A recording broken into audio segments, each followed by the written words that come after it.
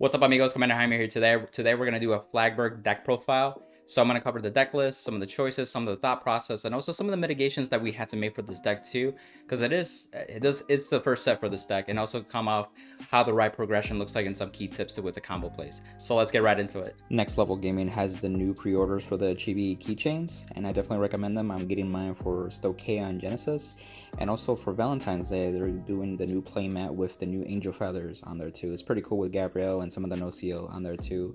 Definitely recommend it to special someone for you. And so if you want to check out their store, check out the affiliated link and use the Commander Jaime code to get a discount on your next purchase. So let's start out with the winning image. And so with Flagberg over here, the first thing that it does, it's almost like that OG Maelstrom feel. I've done an alpha deck profile in the video, but just to highlight the skill is that when it attacks, you can kind of blast one, and depending on the number of battles that you've done this turn, you could apply these many effects. And so when you have 3 or more, you can actually draw a card. If you have 4 or more, then you can retire 2 of your opponent's riggers, and you get to choose. There's actually an errata. If you look at the real English card, they actually put opponents, but it's actually your choice to player. Just so as a quick tip for new Flagberg players. And then 5 or more, that's where you can have that guard restriction where you force 3 cards from your opponents if they want to guard from hand at that point. So it makes it a lot worth it at that point. And if you have any triggers and a restanding or a standing rigger, you can probably put that as the 6th battle too, which you can do in this deck build at least, and I could show that off too, or the key tips with that too. So the point of the deck, it is a multi-attack deck, and you do often rely on your regards. And so key regards are over here at the top. We have Ascendance Assault. We also have over here Aggress Blue Dragon. So with these 2 cards, they restand with different conditions where Ascendance Assault has to see another unit attack Vanguard. You can kind of blast restand these unit. And then the other guy over here, Aggress Blue, is where you can attack a rear guard, and then you can Soul Blast one to restand it. And so that way, at the end of the battle, of course, you can get another restand in that sense. So you get to that number of battles. 4 or 5 is usually the best that you ideally want to shoot for. You don't always have to do 5th battles, and show what that means. And then you got cards over here with the right line that helps with like popping out a booster or a potential attacker that has some synergy too as well. And then you got here Admantis to give power-ups to make these 10k grade 2s that are restanders into 15k hitters, because Vanguards and Overdress are 13k base, so they cannot hit by themselves. So that plus 5k and other cards that have that kind of skill helps with that regard too. And then of course Persona writing goes a really long way with these cards too, so it takes advantage of that too. So without further ado, let's get into the deck build and so some of the choices and mindset that goes into it as well. So with the right line, starting with grade 0 over here, we have the SP starter. Great phenomenal art, and if you have an Aqua Force player fan, beautiful art. Just gotta say, this is what I'm using for my Stokea decks. And the grade one's a little bit different, and most deck builds do play over here the En-ROAD Shooter. And so what it does is that when you put your grade 2 Ascendance Assault on top of Vanguard, you can call it out to Rigard Circle, and you can put it out as a booster or maybe as like another attacker. And the attacker part even works when your opponent's already at grade 2 because of its 2nd skill. It actually gets an additional 2k if your Vanguard's Flagberg or even Ascendance Assault at that point too. So it's for both turns in that sense. So it's you have a 10k booster or a 10k hitter in that sense. So you can go aggressive if you want to, or you can put it in the Vanguard to make sure that you get enough counterblast for your your turn 3 or turn 4. And that way your Vanguard lash is bigger early on, so more than likely they're just going to take the hit at that point too. And so leading up to the grade 2, we have Ascendance Assault. Besides being that restander outside of Vanguard, when it's placed on Vanguard, or not when it's placed on Vanguard, when your Flagberg actually rides on top of it, you can actually either reveal a copy of Flagberg or En-ROAD Shooter, and if you do, you can just call it out to Rigard Circle. But if you don't reveal one, then you have to pay a Soul Blast outside of this card, and so you will Soul Blast your starter 9 times out of 10 at that point in the game. And it depends on like using that soul for Aggress Blue or other cards that use demanding soul. And so that's why it's so counterblast management is so key in this deck to really have a successful turn in that respect too. And so a card I wanted to highlight is over here is Rancor Chain. And so this card is from like the Zorga line, but you can also replace it with the En-ROAD Shooter. And so when you basically ride on it, you could Soul Blast, draw 2 cards, and then if you have an order card, you can discard it. Otherwise, you discard 2. You can have a hand filter, or you can +1, but through your hand by discarding an order card. And so that I would recommend bumping up the order cards to like maybe 5-6 cards. This was pointed out into one of either Zay or somebody on the Axis Vanguard or Force of the Ocean, I don't remember, but at least to those amigos that play Stokea. And it's a way to generate advantage, and I feel that might be worth exploring. Because if you do have a metagame that you're facing against decks that retire or remove or lock, like Rift Prisons, for example, it's just nice to have that +1 in hand, because at least for me, I try not to give them a resource to be able to like retire or lock away from the prison with the prison matchup in that sense. So it's just like instead of like keep an inroad shooter as an extra soul and just kind of miss out on that +1 as a rear guard when I have that +1 as in hand. So that's something I just wanted to point out, but so far I've been testing with just the inroad shooter, but I just wanted to point out at least in that respect. Now to the remaining grade 3s in the deck and also some of the order cards that I do play. So over here at the top we have the remaining copies of Flagberg. It's very important for this deck to be able to persona ride, so that way you're able to get the benefit of +10k to the front row. Cards like Ascendant's Assault and Aggress Blue get that +2k 10k for both its battles in that regard, and then if you have something as the grade 1 to give it another attack to Ascendant's Assault, you can have a third battle that takes advantage of the persona ride boost in that sense, and it makes your Vanguard bigger too. And also since you ride, you develop the soul, which you realize when you're playing this deck you definitely need soul. And there's another card in the grade 2 slot that actually helps with that too. And over here we have the order cards. So this is the other problem that I would say Flagberg kind of runs into, and you have to keep in mind, is that again those grade 2 restanders are only 10k. So cards like over here in Search of Ideal Far Away, this basically lets you choose one of your rear guards, and then for every battle that it sees outside of itself, that unit keeps getting +5k +5k. And so you can see your restander getting bigger and bigger and bigger, but the key component is that at least it hits that 15k magic number. And then of course if you have a booster that hits 23k, which is big in this deck, especially if they hit a damage trigger in that sense, and then you got a card over here like Spiritual Body Condensation that, you know, you Soul Blast 1, revive any card of the same grade of your Vanguard or less, more than likely you'll revive by turn 3, turn 4 restander, and that restander will become 15k on its own. So that's where you can give that power to a restander in such a way, because you'll have a guaranteed one with Ascendant Assault, so if you intercept with it or they destroy it, or if you have an extra copy in the drop, or even with Aggress Blue, you can just revive it and be able to reuse it. Another way to look at this card is that it gives you, in a sense, an extra copy to work with the combo pieces that you actually need. And then you realize if you cannot do 4 or 5 battles in this turn with this deck, it's a hard time. Not gonna lie. So if you were able to do that much more consistent, it's a lot appreciative in that sense. So that's why I play 2 Spiritual Body Condensation versus the 1 Ideal. Another way to look at it is that when you play Ideal, you -1 in the sense just to give power, and then Spiritual Body Condensation replaces itself with the unit that you revive, so you break even in the sense. But it's a lot more flexible in the sense, and if you do play against the matchups that remove rear guards, then Spiritual Body Condensation even shines more. But if you're playing a decks that really don't retire, then you can even opt for bumping this to 2 and bumping this to maybe 1 at that point too, or just have 2 and 2. Onto the grade 2s in the main deck, we are playing 4 Aggress Blue, 3 Ascendant's Assault here, and then 2 of the Caroflipus or Blooming Petal, however you want to call it.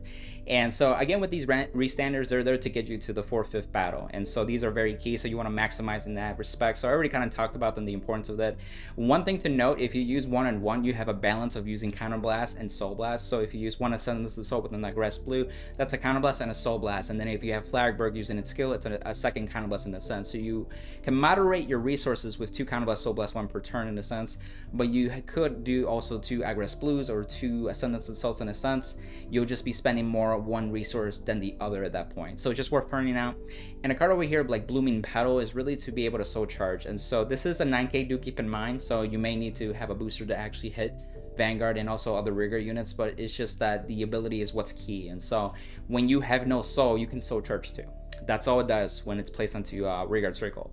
But it is so essential that you basically use all your soul with Aggress Blue, and then of course other cards too with that, like Spiritual Body Condensation, to help make these race standards make it better numbers in that respect. So it's usually worth it at that point too. And then if you use the right line skill to pop out Ascendant's Assault, then you don't have enough soul at all at that point. So that's where this card shines as well.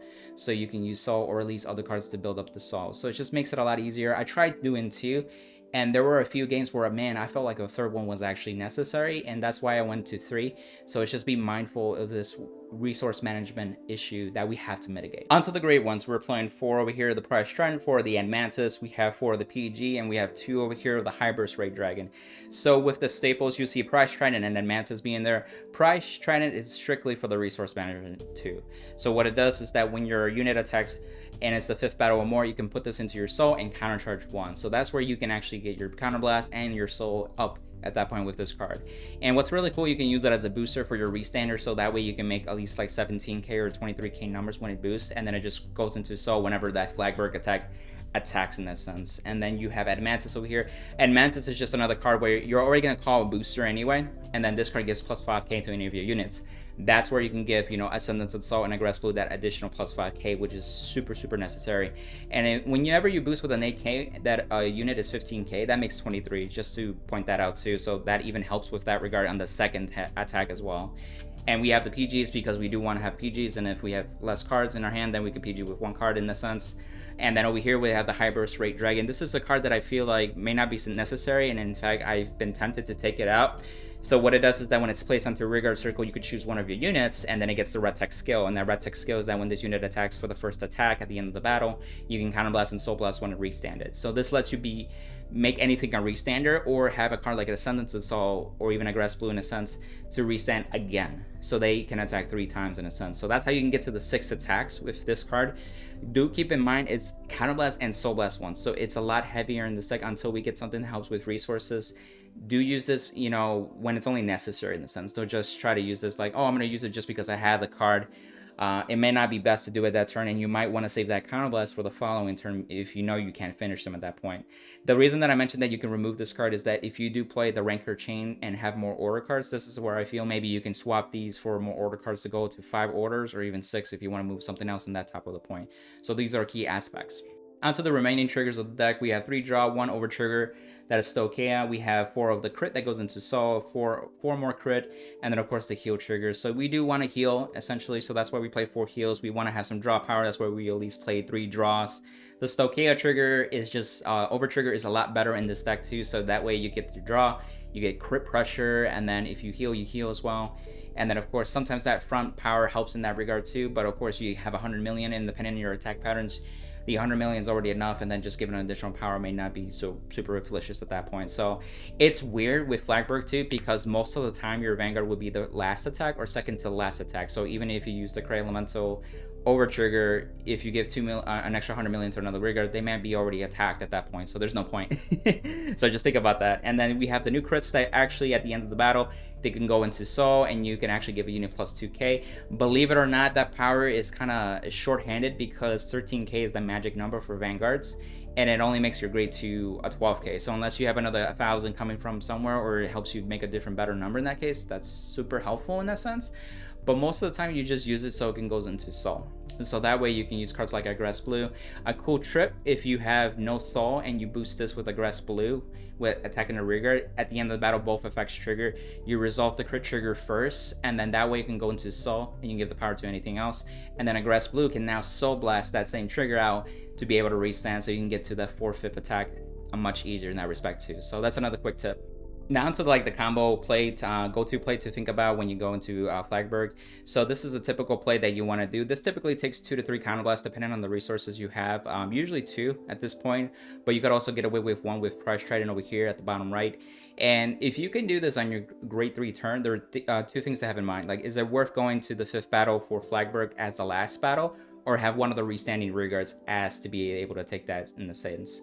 And also you have a card like Spiritual Body Condensation where you can just Soul Blast and of course revive one of these units and give it power in that sense. And I'll just put the Counter Blast here just so that if you use cards like Blooming Petal, you can Counter Blast for the sense, or Soul Charges to say, to help with that in respect. So a sequence that's pretty straightforward is that you could attack rearguard with this, you Soul Blast 1, immediately or at the end of the battle restand. So now then you can attack with this guy. So if you use Spiritual Body Condensation, then it's a 15k, and this can attack Vanguard, or you can attack another rearguard, and then this can be boosted like this. We either make it 17k, and if you have another unit that give it power, it will be 23k in the sense too. But when it attacks, Ascendance Assault will counterblast to restand immediately. And this is where you need to assess where if you need to attack with a Vanguard next, or do Ascendance Assault, go to the 5th battle. If your opponent's still low damage, then I would recommend doing the 4th battle with over here with Blackbird, and then use the skill to be able to counterblast, and then you'll draw a card, and you will also retire 2 rearguards at that point.